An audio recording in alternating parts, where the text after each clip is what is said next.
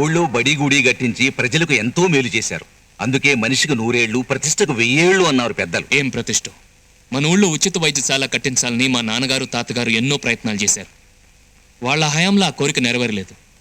కనీసం మన కాలంలోనైనా ఆ కోరిక నెరవేరుతుందో లేదో. తప్పకుండా ఫలిస్తుంది. మీరు దలుచుకుంటే జరగని పని ఏదీ ఉండదు. అయ్యా, నారాయణ వచ్చాడు. నమస్కారం బాబు. రానారాయణ, నీ కూతురు పెళ్లి రేపే కదూ? వసుంధరా, అన్నీ సిద్ధం చేసి ఉంచానండి.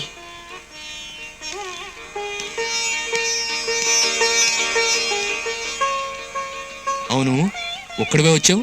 పెళ్లి కూతురిని తీసుకురాలేదే? మీ చల్లటి చేతులతో ఇచ్చే మంగళ సూత్రాలకు బదులు దాని మెడలో ఉరిచాడు పడేస్తుంది. ఏం జరిగింది? రోజు వెళ్ళినట్టే నా బిడ్డ ఇవాళ కూడా సింగరాజు గారింటికి పనికెళ్ళింది అయ్యా.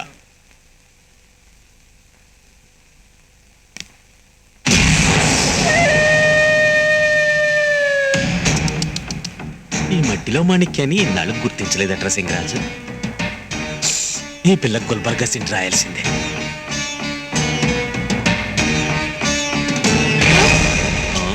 బాబుగారు. ఏమి, ఇంకో 2 రోజులు నీ పెళ్లి కాదు? అవును బాబుగారు. మరి అన్ని నేర్చుకున్నావా? అంటే అదేనే, శోభనం అన్నాక ఎన్నో ఒడిదుడుకులుంటాయి, అవన్నీ నేర్చేసుకున్నావా? ఏం లేదు, ఏం లేదు, ఏం లేదు. అదే సినిమా మొదలెట్టే ముందు న్యూస్ రీల్.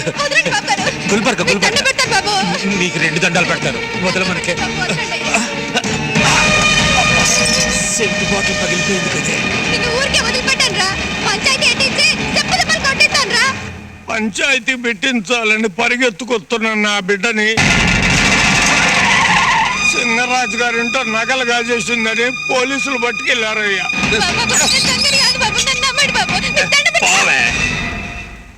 తెల్లారితే పెళ్లి కావాల్సిన పిల్ల దాని మీద దొంగతనం మోపారు. ఇప్పుడు దాని బతుకే చల్లారిపోయేట్టుంది. ఈ సంగతి నలుగురికి తెలిస్తే నేను పిల్ల జల్లాతో సహా ఇంత విషం మింగి చావాల్సి వస్తుంది బాబు. రామదాసు, అయ్యా, ఎవరా ఇన్స్పెక్టర్? ఎవరో కొత్తగా వచ్చాడట. స్టేషన్ కు వెళ్లి అమ్మాయిని వదలమని నేను చెప్పానని చెప్పు. నాకు ఆర్డర్ వేయడానికి మీ హరిచంద్ర ప్రసాద్ ఎవరయ్యా? ఎస్పీనా డిఎస్పీనా? రచ్చబండ మీద పంచాయతీ చేసే వాళ్ళందరికీ పోలీసు యూనిఫామ్ వేసుకున్నాడు సమాధానం చెప్పాల్సిన అవసరం లేదు. మేము చట్టం చదువుకుని ఉద్యోగానికి వచ్చాం. పాపా, మీరు చెప్పినట్టే పని పూర్తి చేశాను సార్. శభాష్, నీ మామూలుగా సెంటర్ రాసి పెట్టాను, వచ్చి పట్టుకెళ్ళు. అలాగే సార్.